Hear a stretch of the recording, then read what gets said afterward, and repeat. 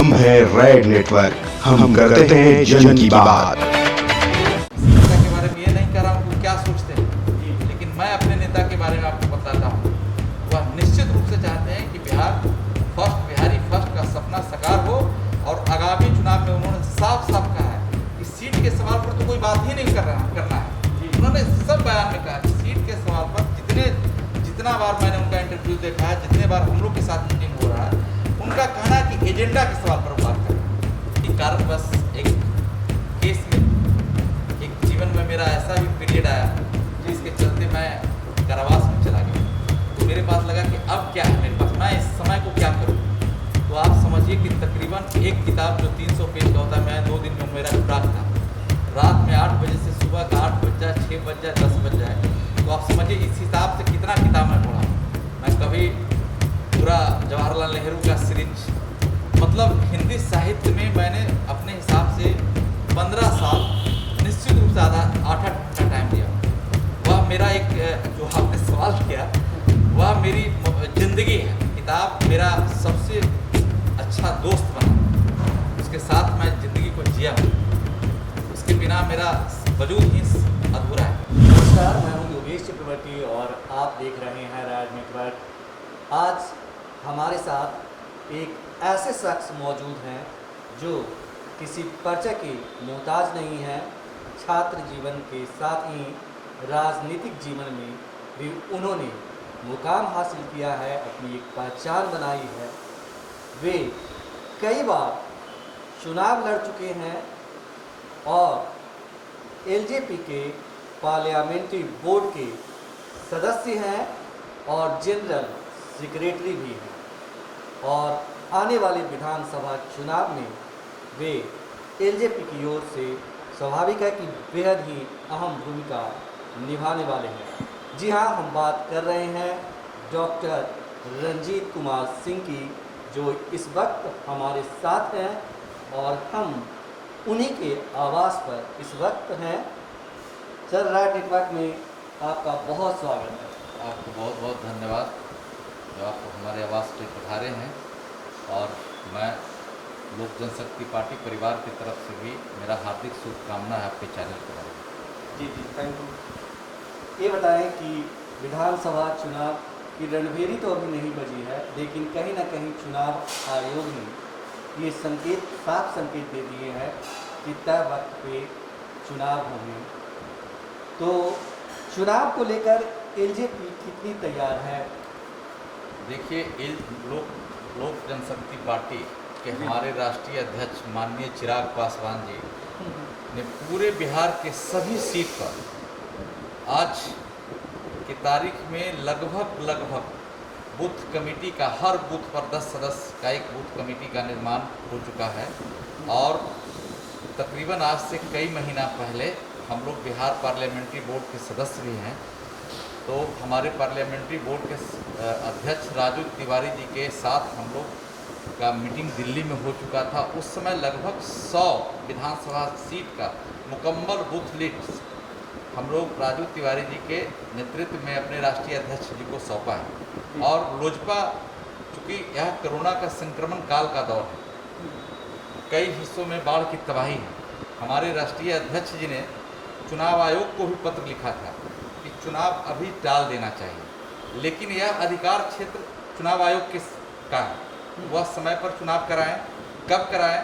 लेकिन लोजपा पूरे सीट पर तैयारी करके रखा है। उसके पीछे जो कारण है कि जो सीट लोक जनशक्ति पार्टी को मिलेगा, जो सीट एनडीए गठबंधन में भारतीय जनता पार्टी बीजेपी को मिलेगा, वहाँ भी हमारे जो हमारा कमेटी है, हमारा जो लोक जनशक्ति पार्टी के वर्कर हैं, सब बूथ पर अपने मजबूती से हम लोग अपने अलायंस पार्टनर को मदद करेंगे।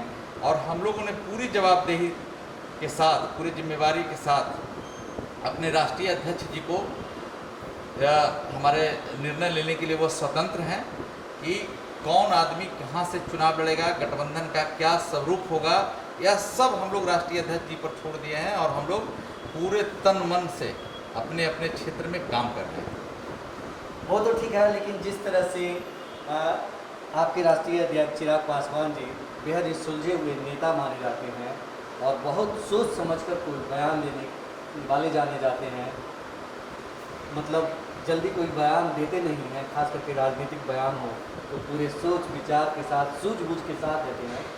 आखिर क्या ऐसी बात हो गई कि उन्हें नीतीश जी पे निशाना साधना पड़ रहा है?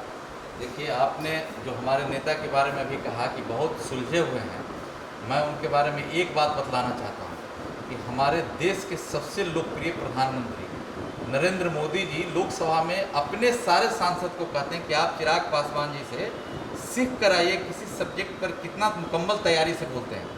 यह बात कभी जब देश आज़ाद हुआ था तो पहले प्रधानमंत्री जवाहरलाल नेहरू ने अटल बिहारी वाजपेयी के बारे में बोला था। तो हम लोग ऐसे नेता के साथ काम करते हैं कि हम लोग को बहुत गर्व महसूस होता है कि हमारे नेता के बारे में प्रधानमंत्री जी बोलते रहे। और दूसरा सवाल आपने कहा कि अभी जो बयान दे रहे हैं, अभी वो कोई निगेटिव बात नहीं कर रहे हैं। उनको जो समस्या बिहार में, चाहे वो स्वास्थ्य का समस्या, शिक्षा का समस्या, टूरिज्म का समस्या, जो भी उनको लगा, क्योंकि हम केंद्र के सरकार में हम अलायंस के हिस्सा हैं, वहाँ हमारे पार्टी के संस्थापक आदरणीय रामविलास पासवान जी मंत्री हैं, लेकिन बिहार में हम इस सरकार के हिस्सा नहीं हैं।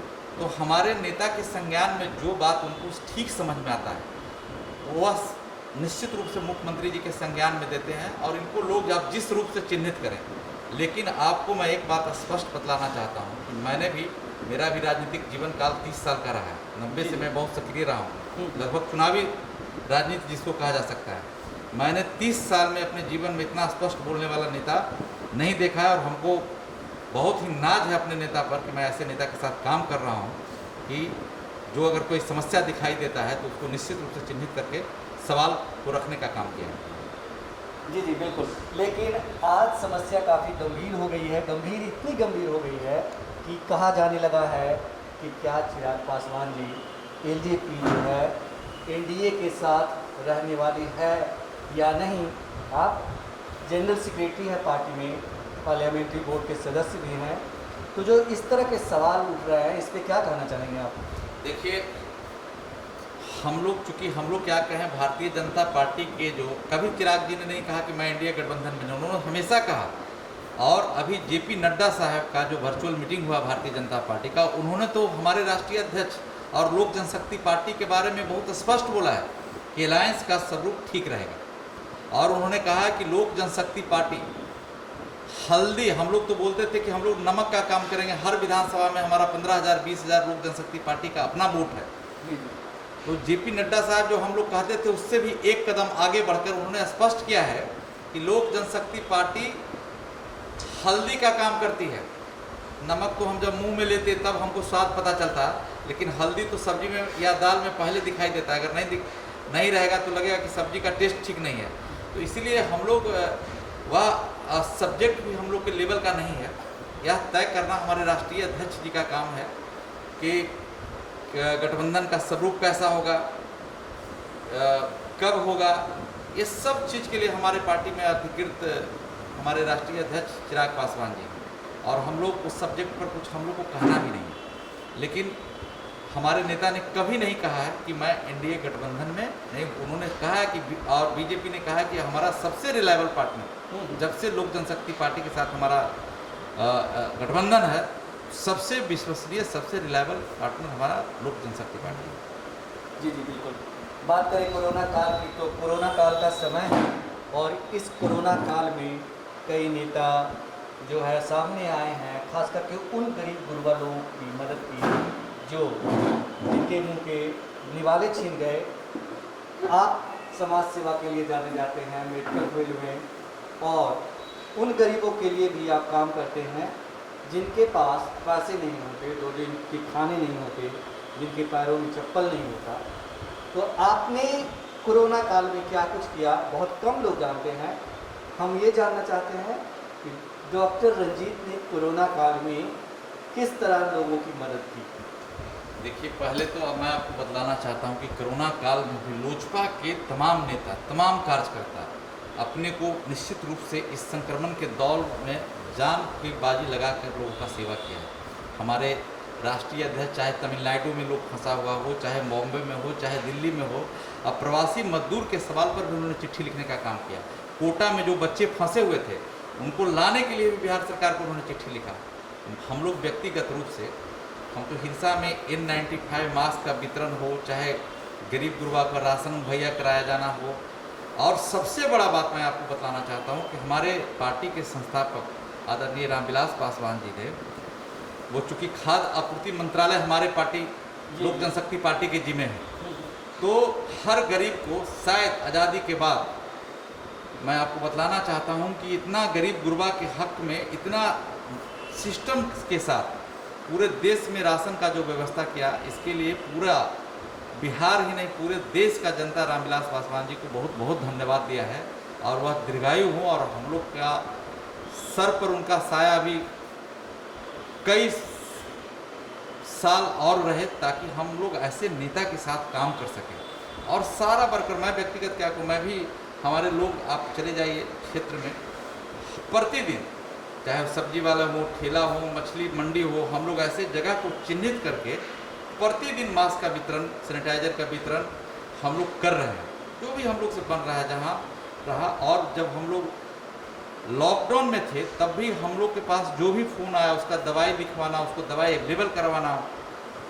आज भी कहीं हमारे क्षेत्र में कोई कोरोना से संक्रमित होना है तो उसको ठीक से अस्पताल पहुंचाना, उसका कैसे टेस्ट हो, हम लोग से जो भी बन रहा है मुकम्मल तैयारी के साथ इस लड़ाई में लोजपा के सारे सक्रिय कार्यकर्ता बिहार के सभी जिला में, मैं आपको बताता हूँ, बहुत शानदार काम किए हैं। चाहे उत्तरी बिहार में अगर बाढ़ का सवाल पे देखिएगा, समस्तीपुर जिला में हमारे पार्टी के प्रदेश अध्यक्ष हैं प्रिंस राज जी, उनके आप प्रतिदिन देखिएगा उनके द्वारा मास्क, सैनिटाइजर, राशन, सब चीज़ का वितरण हो रहा है।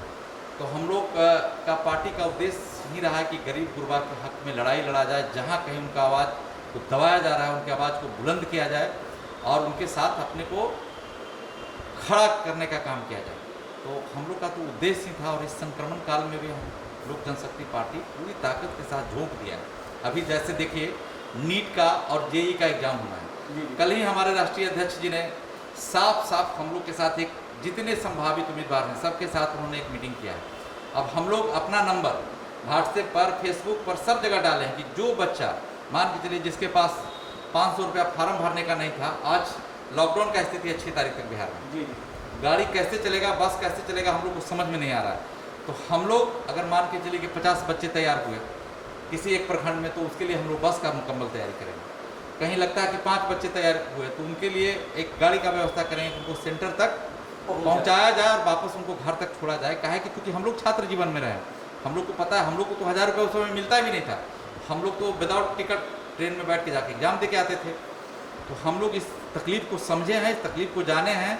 और जब हमारे राष्ट्रीय अध्यक्ष जी ने कल कहा कि आप लोग इसमें लगिए, तो हम लोग पूरी ताकत से अपने ट्विटर पर, अपने फेसबुक पर सब जगह अपना नंबर डाल रहे हैं कि जो भी ज़रूरतमंद बच्चे हैं, और वो अपने क्षेत्र में, हमारा तो सब पंचायत में एक व्हाट्सएप ग्रुप बना के सब जगह नंबर डालें कि आप लोग चिन्हित करिए। हमारे अपने साथियों को मैंने कहा है, अपने बूथ कमेटी के सदस्य को कहा है कि आप अपने गांव में चिन्हित करिए।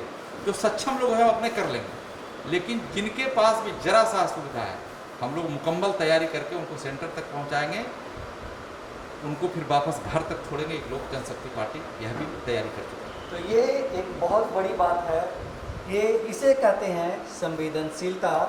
जनता के प्रति कितने संवेदनशील हैं आप, ये कहीं ना कहीं इस फैसले से झलकता है। और जैसा कि बोले कि ये हर स्टूडेंट के लिए है कि उसको लाया जाएगा और उनके घर तक पहुंचाया जाएगा। रजनी जी, कोरोना काल है, आप जैसे कि बोले हिलसा आपकी कर्म भूमि है, विधानसभा चुनाव है, आप चुनाव लड़ते रहे हैं, 30 साल का आपका राजनीतिक करियर है, इस बार की तैयारी कैसे चल रही है? देखिए, लोक जनशक्ति पार्टी का इस बार, क्योंकि पिछले 5 साल से मैं लोगों के बीच में रहा, उनके सुख दुख में, उनका शादी विवाह श्राद्ध सब में मैं जाते रहा, तो एक लगाव भी है लोगों से। मेरा रिश्ता निश्चित रूप से पिछले चुनाव से ज़्यादा मजबूत हुआ है। और पिछला बार गठबंधन का स्वरूप कुछ अलग था, तब भी लोगों का बहुत प्यार मोहब्बत मिला था। 46,000 कुछ सौ वोट हमको आया था। तो इस बार निश्चित रूप से लोगों से ज़्यादा मैं कनेक्ट हुआ हूँ। और जब भी मैं जाता हूँ कहीं, हमको लगता है कि लोग जो पिछले बार गलती की है उस गलती को सुधारना चाहते हैं। मैं किसी का व्यक्तिगत रूप से नाम नहीं लूँगा, जी जी लेकिन पिछले 5 साल में हिलसा का विकास को आप अगर कभी जाके हिलसा में चेक करेंगे तो आपको लोग बतलाएंगे कि क्या क्या हुआ क्या नहीं हुआ। और रहा कौन लड़ेगा, किस सीट से लड़ेगा, यह तय करना, यह जिम्मेवारी देना राष्ट्रीय अध्यक्ष चिराग पासवान जी के जिम्मे है। वह जिसको हम लोग जनशक्ति पार्टी के एक सिपाही हैं। उनका आदेश होगा कि आपको चुनाव लड़ना है तो लड़ेंगे, उनका आदेश होगा कि आपको चुनाव नहीं लड़ना है तो नहीं भी लड़ेंगे। हम लोग का जीना मरना चिराग जी के साथ है, पूरी ईमानदारी के साथ मैं उनके साथ हूँ और भविष्य में भी उनके साथ हमको रहना है। ये तो हुई पार्टी की बात करें अगर इस विधानसभा चुनाव में मुद्दों की, तो क्या लगता है किस तरह के मुद्दे हावी होने वाले हैं इस बार? देखिए, इस बार लोक जनशक्ति पार्टी का जो एजेंडा है वह सिर्फ अपने काम के सवाल पर चुनाव लड़ेगी, बिहार के विकास के सवाल पर चुनाव लड़ेगी।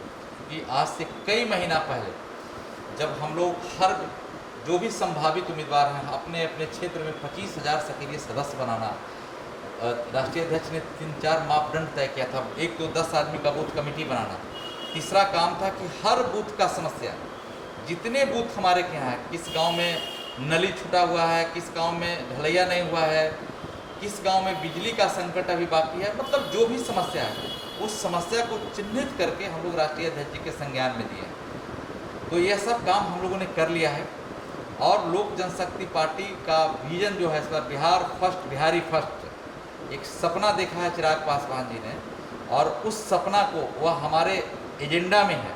जैसे हम हिलसा के रहने वाले हैं तो ठीक है, बाकी सब सपना है, लेकिन मेरा भी, हम 90 में जब लालू जी चीफ मिनिस्टर बने थे तो हम लोग बैनर लेके जाते थे। हमको याद है, खुद मैं बैनर पकड़ के जाता था, मेरे साथ एक लड़का रहता था, कि हिलसा को जिला बनाया जाए। आप देखिएगा शेखपुरा छोटा जिला है 2 विधानसभा का और नालंदा में 7 विधानसभा है। हिलसा में अभी वोटरों का संख्या तकरीबन 3 लाख हो गया है।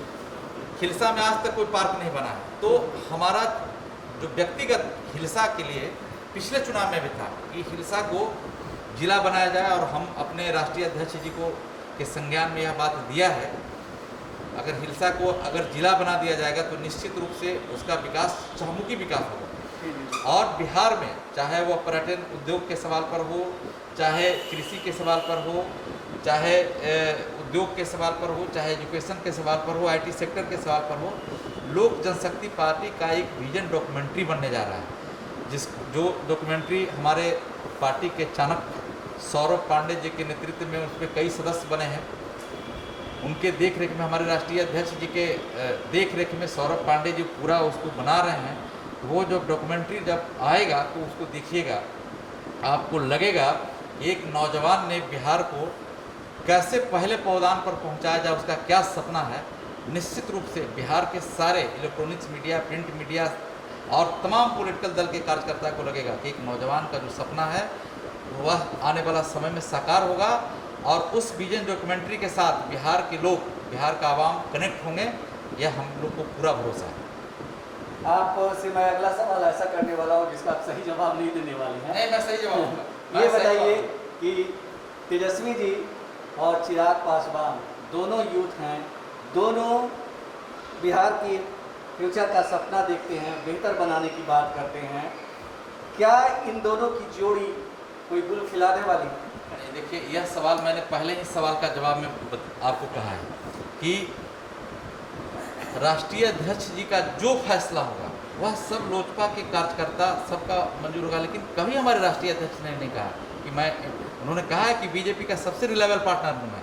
भारतीय जनता पार्टी ने कहा है। ये सब बात कहाँ से आ रही है, कैसे आ रही है, यह आप लोग से बेहतर कोई नहीं जानता है। लेकिन मैं अपने राष्ट्रीय अध्यक्ष जी के बारे में खूब अच्छे तरीके से जानता हूँ कि उनके कथनी और करनी में 100% हमको सच्चाई झलकता है, सच्चाई दिखाई देता है। हम लोग भी राजनीति करते हैं और चिराग पासवान जी आज तक कोई हल्का बयान नहीं दिया। आज भी जिस बयान को आप लोग कहते हैं कि प्रश्न चिन्ह लगा रहे हैं, नहीं प्रश्न चिन्ह लगा रहे हैं मेरे सवाल से, वो तो समस्या को चिन्हित करके सरकार के संज्ञान में लाना चाहते हैं। आज आप सोचिए कि 6 तारीख को परीक्षा है।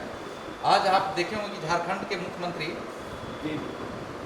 हेमंत सोरेन ने घोषणा किया है कि मैं बच्चों के लिए सब अवसर, जितने बस से मैं खोल रहा हूँ, अभी तक हमको नहीं पता कि बिहार में, मैं कहीं न्यूज़ में नहीं देखा हूँ, ना मेरे संज्ञान में। अभी तक कोई तो निश्चित रूप से ये बात होना चाहिए।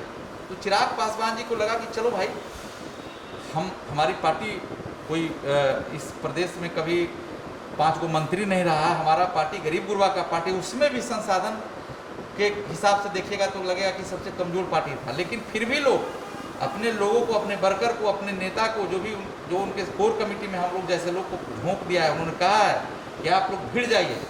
बच्चों को अब उसमें मान के चलिए कि 30% बच्चा है जो नहीं जा पाएगा, 2000 रुपया खर्च करने में समर्थ नहीं है, तो वैसे लोग को लोक जनशक्ति पार्टी के राष्ट्रीय अध्यक्ष ने मदद करने का एक आग्रह कर दिया अपने टीम से, और सब लोग लग गए हैं। हमारा शेखपुरा हो, जमुई हो, नवादा के MP सब लोग सक्रिय हुए हैं उसमें। तो हमारा इस सोच को आप देखिए कि आप आवाम के लिए क्या सोच रहे हैं, अपने राज्य के नौजवानों के लिए क्या सोच रहे हैं, इसमें सोच दिखाई देता है। मैं किसी नेता के बारे में ये नहीं कह रहा हूँ कि क्या सोचते हैं, लेकिन मैं अपने नेता के बारे में आपको बताता हूँ। वह निश्चित रूप से चाहते हैं कि बिहारी फर्स्ट का सपना साकार हो, और आगामी चुनाव में उन्होंने साफ साफ कहा है कि सीट के सवाल पर तो कोई बात ही नहीं करना है। उन्होंने सब बयान में कहा कि सीट के सवाल पर जितना बार मैंने उनका इंटरव्यू देखा है, जितने बार हम लोग के साथ मीटिंग हो रहा है, उनका कहना है कि एजेंडा के सवाल पर वो बात कर रहे हैं। अब इसको आप कहिए किसी के खिलाफ जा रहा है, किसी के पक्ष में जा रहा है, तो हम लोग को तो समझ में भी कभी कभी नहीं आता है। लेकिन हम अपने राष्ट्रीय अध्यक्ष के नीति सिद्धांत से लोक जनशक्ति के पार्टी के अंदर एक ऊर्जा का संचार हुआ है। मैं उनके साथ बिहारी फर्स्ट में घूम रहा था, समस्तीपुर जिला का प्रभारी था, नालंदा जिला में मैं साथ रहा उनका। तो जो नौजवान, यह चूँकि नौजवानों का राज्य है, तो नौजवानों में अजीब टाइप का उत्साह मैंने देखा।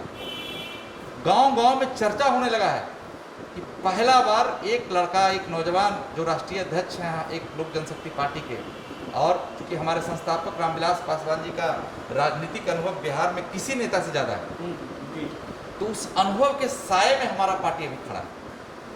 और जब हमारे पास अनुभव है, युवा शक्ति है, युवा एनर्जी है, तो निश्चित रूप से वह मुकाम आप देखिएगा कि आने वाला समय में निश्चित रूप से हम लोग पाएंगे, और बिहार का सर्वांगीण विकास होना तय है, यह हम लोग का पूरा विश्वास है। आखिरी सवाल, आपके घर में मैं देख रहा हूँ कि बहुत सारे बुक हैं, बहुत कम नेताओं के घर में इस तरह की मतलब चीज़ें देखने को मिलती है, खास करके लाइब्रेरी, छोटी लाइब्रेरी हो।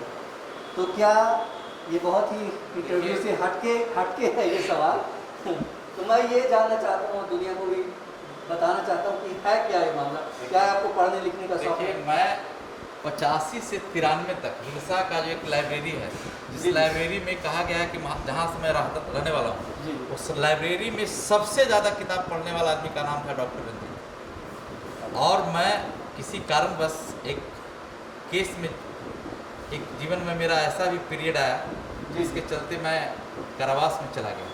तो मेरे पास लगा कि अब क्या है मेरे पास, मैं इस समय को क्या करूं। तो आप समझिए कि तकरीबन एक किताब जो 300 पेज का होता है, मैं 2 दिन में मेरा खुराक था। रात में 8 बजे से सुबह का 8 बज जाए, 6 बज जाए, 10 बज जाए, तो आप समझिए इस हिसाब से कितना किताब मैं पढ़ा हूँ।